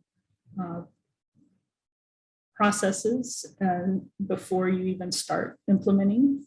And then from those different answers that you come up with for the different components will be what you actually implement. We have an entire training course on creating and managing a national or government CSIRT. So that might be, if this didn't, you probably still have lots of questions, and this wasn't meant to answer all of them. So that may be something that if you're interested in, that might be a good next step, is to do the full, let's do the full workshop then and help fill in some of the gaps that you have. Just want to show this slide real quick. This is something that our team developed and uses in our capacity building work for CSIRTs. So we track these 6 levels for especially a national CSIRT. And so just kind of starting out at the nascent level is when you are researching all of your options, and as well as what you've been tasked to do, either through legislation or through something else, gathering all of that information and setting up the initial team that's going to help with the planning and development is usually where most teams start, is at the nascent level. And then as you start to work on some of those plans and you begin to develop those out to be implemented, then you would be considered a developing CSIRT. And then once you have implemented all of your initial services and capabilities, then you would be categorized as capable. Where we try to get the national teams that we're working with, we like to get them at least to capable or sustaining, because then the other remaining areas are usually more over time as you grow and improve the skills of your staff or add additional services. It doesn't mean that you can't already contribute, say, to the international community. You just may not be doing it on as frequent basis as if you're at a contributing partner level. So just based on some of the conversations over the past week or two, and anyone on from the National CSIRT can correct me if I'm wrong, but just based on some of the info we've gathered so far, you're probably moving into the developing phase now that you have at least some staff. You may still be, since you haven't done a lot of publication or announcing of the stand-up of the team, you might still be considered nascent, but I think you have some of the foundational pieces already in place. And so now is a good time to start determining all the answers to the various components that we talked about today in order to fully implement and move on to a high developing or move on to capable. And we don't have to talk about these necessarily today. We take these back and chat with Group Captain Jadette and the National CSIRT leads tomorrow. But some of the things that might be useful, if you found this overview helpful and want to dive deeper into some of the decision points that are needed, then perhaps we could facilitate creating a national CSIRT course. If you have enough staff to start on some of the incident management processes and capabilities, then we also have a foundations of incident management. That's not a hands-on training. It's more lecture-based with some group or tabletop exercise type of activities.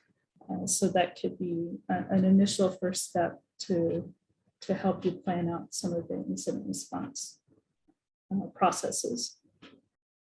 There is, let me stop sharing the slides because the other item on here is the action plan or checklist, and so I'll just show that real quick.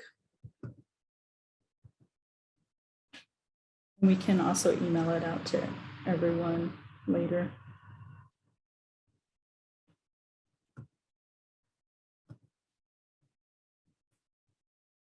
In fact, we've been looking at possibly updating this to tailor it a little bit more for specifically for national CSRs because it's, let me know, is that large enough?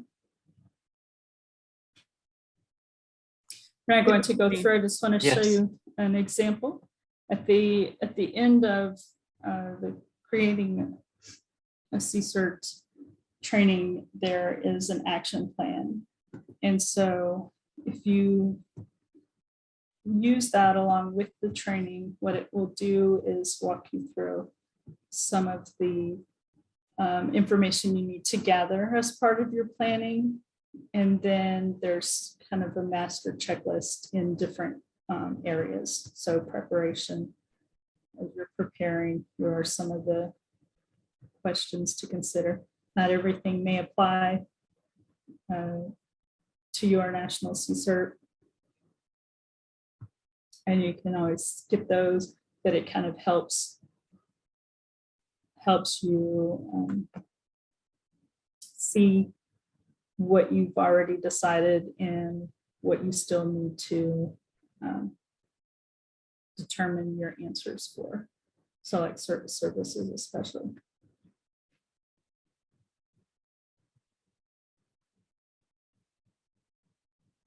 Reporting structures, which some of that will probably be done for you as part of the incident response plan, but then you will need to develop the internal processes in order to comply with the incident response plan. So there's that, and let me see if I have two. All right, so are you able to see that? Yep. Okay, so on the first page that I think the link was provided to, where it talks about the services framework, there's also a document to go along with that graphic. As you see, it's kind of lengthy, so it drills down into the different,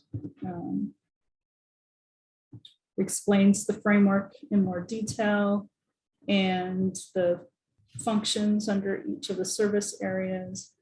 So here there's a description of each one.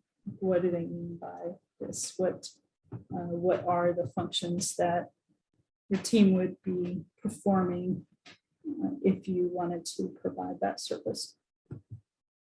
And it's good, even if you find one of these services and you're not doing all of the thing described in any one of these paragraphs, it's good to have your own description of what you mean as well. If you don't follow this exactly, that's fine.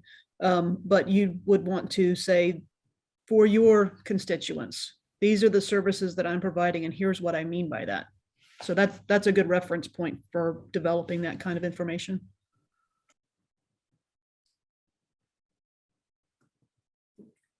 Other one that I wanted to make sure, I don't know if everyone has seen this or not, but some of our resources were used to develop this one. Let's see. This is a document created by the existing TISR, because some of it's made a little bit more specific to your environment, and it provides a good snapshot of some of the things that we talked about today, some of the things that we go over in some of our training, and the helpful thing with this document is that there is a version in Thai as well. As you see, we're listed here in the document as to some of our resources as well. So if you haven't seen that one yet, it might be beneficial. It includes a lot of the same items that we've talked about and some of the links to the resources that Sharon and Captain Jadette have posted. It mentions some of those as well.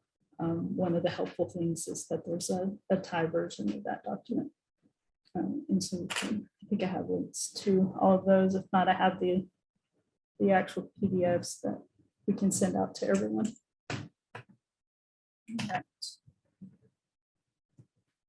So that was the end of the slides. I know we're at time, but anyone who wants to stay and ask more questions, if there's something that we didn't answer or you want clarification on, we can do that now. You can also feel free to email them to us or share them with the national Csr staff that will be participating in tomorrow's discussions.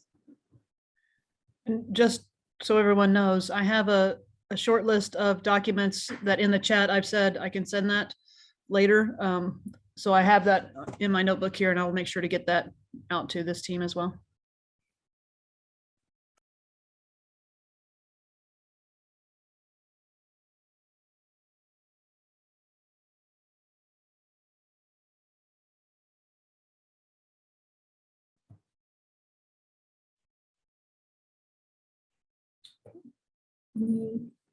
Any questions?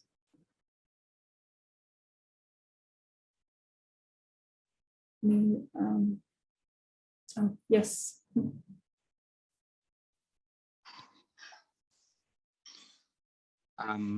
Let me speak in Thai. มีใครมีคำถามอะไรเพิ่มเติมไหมครับ ยังไม่มีครับพี่เก่งอันนี้พี่เก่งให้ทำตัวเช็คลิสต์หรือว่าตัวแพลนนี่เอาเทมเพลตจากไหนครับพี่จริงๆเขาจะเตรียมไว้ให้ในวันพรุ่งนี้อ่ะเพราะฉะนั้นตัวเช็คลิสต์ที่เขาเอามาโชว์เมื่อกี้เข้าใจว่าเดี๋ยวจะเป็นส่วนที่อยากให้ทีม Insert วันพรุ่งนี้ที่เข้าตอนช่วงเช้าอ่ะได้มาช่วยกันกรอกแต่ว่าจริงๆมันก็อาจจะมีเหมือนช็อตคัทอยู่บ้างอ่ะตรงที่ว่ามีเอกสารของทางเอ็ดด้าหรือว่าทางไทยเซิร์ชเนี่ยก็เคยได้ทำไว้เบื้องต้นแล้วอาจจะลองโหลดตัวนั้นมาศึกษาดูแล้วก็วันพรุ่งนี้ก็เหมือนวันนี้เราปูพื้นกันเสร็จแล้วก็วันพรุ่งนี้เนี่ยก็ให้ทีมมาช่วยกันเหมือนถ้าเป็นคล้ายๆเวิร์กช็อปอ่ะก็วันพรุ่งนี้ก็จะได้เหมือนวันนี้เรามีความพร้อมแล้ววันพรุ่งนี้ก็เหมือนเราสามารถที่จะทำต่อได้เลยประมาณนั้นแล้วครับพี่เก่งครับแล้วพรุ่งนี้วาระหลักเป็นยังไงครับพี่เราต้องยังไงบ้างมีเสิร์ชอื่นด้วยไหมวันพรุ่งนี้เนี่ยนอกจากทีมพวกเราที่เป็นNational Search แล้วเนี่ยก็จะมีผู้แทนจากCentralized Search เนี่ยเข้ามาอย่างน้อย7คนเพราะฉะนั้นวันพรุ่งนี้ตอนเช้ามาเขาอาจจะไม่ได้มีเนื้อหาที่ลงพื้นฐานเหมือนวันนี้เหมือนพวกเราได้ปูพื้นฐานละวันพรุ่งนี้เขาอาจจะมีเป็นบรีฟสั้นๆเสร็จแล้วก็อาจจะมีเวิร์กช็อปเป็นดิสคัชชันกันส่วนของทางทีมเซกเตอร์เซิร์ชที่เขาเข้ามาร่วมเนี่ยเขาก็จะได้ประโยชน์จากการอินโทรแบบสั้นๆของตอนเช้าพรุ่งนี้ด้วยแต่ว่ามันอาจจะทำให้พวกเรามีความพร้อมมากขึ้นในการที่วันพรุ่งนี้เขามีแผนจะเหมือนให้เราทำตามสไลด์สุดท้ายที่เขาเตรียมไว้เมื่อกี้เรื่องเกี่ยวกับเช็คลิสต์เกี่ยวกับแผนเรื่องสตาฟอะไรต่างๆเรื่องสตรัคเจอร์อะไรพวกนี้รวมถึงภาพอนาคตด้วยว่าทาง Insert มีแผนอนาคตยังไงบ้างประมาณนี้นะครับรับทราบครับขอบคุณครับพี่ครับครับคนอื่นนอกจากพี่เอกคนอื่นมีอะไรไหมครับเมื่อกี้สำหรับปฏิบัติพอสมควรแล้วครับพี่แล้วเรียนเชิญทางสำนักประสานนะครับเรื่องอาจจะเรื่องการประสานงานหรือว่าการทำงานร่วมกันพี่นุลองดูไหมครับ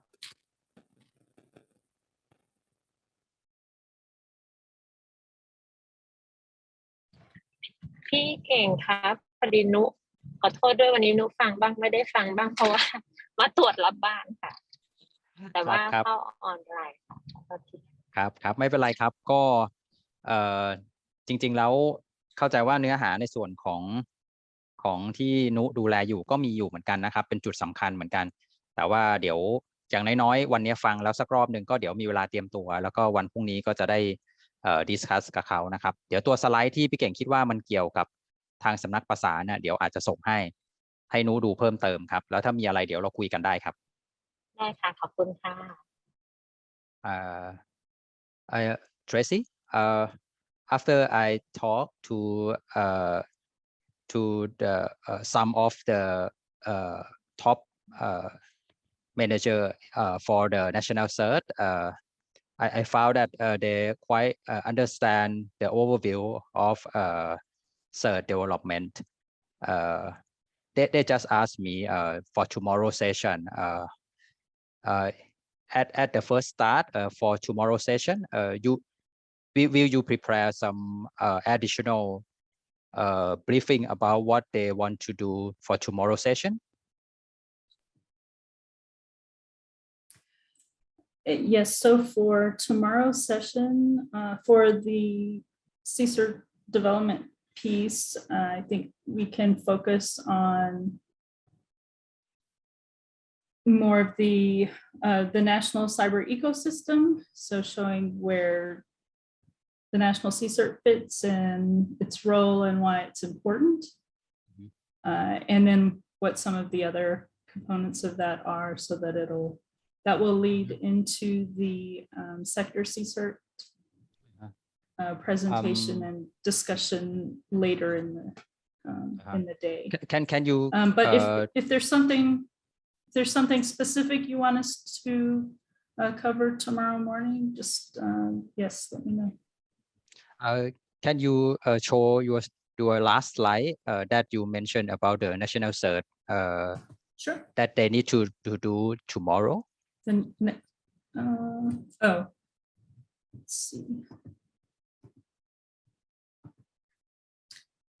So some of these were just kind of our initial thoughts on what to do next. So either with our assistance or even without, there are probably some of the things that they haven't already been done that would be helpful for the National CSRF to work through.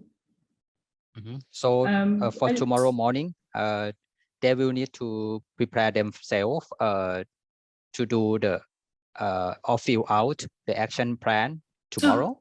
No, these are just for long term. Oh, I see. So if we want to, so if you recall when we first started some of the working group calls with you, when NCSA was first standing up, one of the things that we could discuss maybe doing later, now that you have National CSRF staff, is for our team to start doing some of those calls with the National CSRF staff. Oh, and, I see. And work through some of these items at their pace. I see. So tomorrow morning, besides the insert team to join the session, we invite around 7 person from sector cert to join the session. So for tomorrow morning,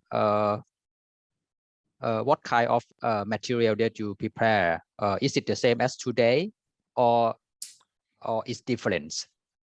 Yep. So we might touch on a few of the items from today, but we'll talk about the National CSRF more from its role. Like, what is the role of a National CSRF, and what are the role of some of the other entities within the cyber ecosystem? So we can talk about that first, and then when we talk about sector CSRFs, we will have a similar slide deck that will go through our sector CSRF framework, which will, even though they already have, those that are attending already have their sector CSRF, there may be aspects of the framework that they haven't, maybe they didn't apply those things when they stood up. So help them identify areas where they might be able to improve. And then talking about the collaborative role that there should be between the sector CSRs and the national CSR. I see. Let me talk in Thai a little bit with our personnel.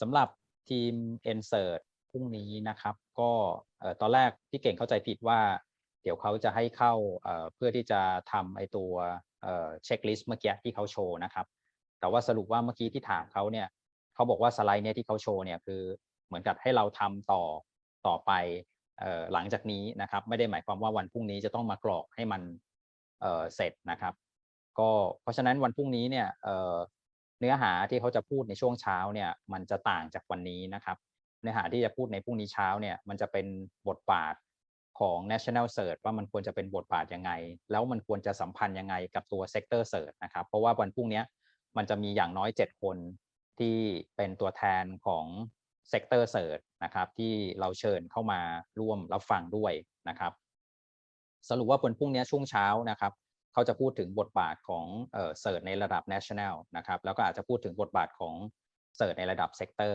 นะครับแล้วก็ช่วงบ่ายก็จะมีเซสชันต่อเนื่องไปนะครับน่าจะสบายใจขึ้นของทีม Insert มีใครจะถามอะไรเพิ่มเติมไหมครับสำหรับวันพรุ่งนี้วันพรุ่งนี้เชิญหมดนะครับทีม Insert ถ้าใครไม่ติดภารกิจก็เชิญเข้าได้นะครับจะได้เนื้อหาที่แตกต่างจากวันนี้นะครับส่วนตัวสไลด์เนี่ยขอเข้าไปแล้วเดี๋ยวคาดว่าเขาน่าจะให้กับทางพี่เก่งมาภายในวันนี้นะครับเดี๋ยวพี่เก่งแชร์ต่อให้นะครับมีอะไรเพิ่มเติมไหมครับครับรับทราบขอบคุณพี่เก่งครับso Miss Tracy and Miss Sharon Wonder Woman so I would like to thank you all of you I think we can got an information it's very useful for us so we are looking forward for tomorrow thank you พี่เก่งครับ